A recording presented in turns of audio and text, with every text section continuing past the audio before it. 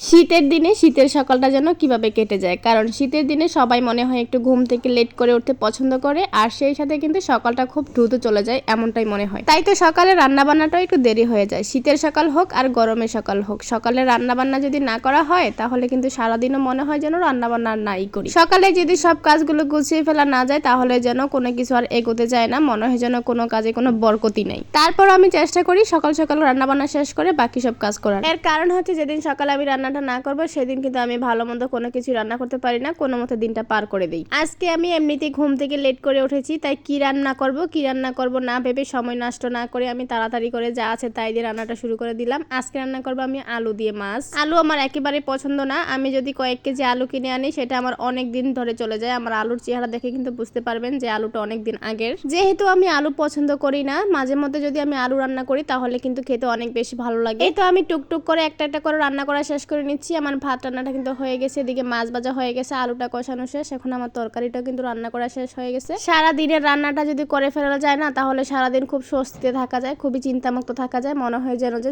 আর কোনো কাজই নেই। এই তো আমার তরকারির ফাইনাল লুক, দেখতে কিন্তু খুব বেশি লোভনীয় লাগতেছে, তাই না? আমি খেয়েও ফেলেছি, অনেক মজাও হয়েছে। আল্লাহ হাফেজ।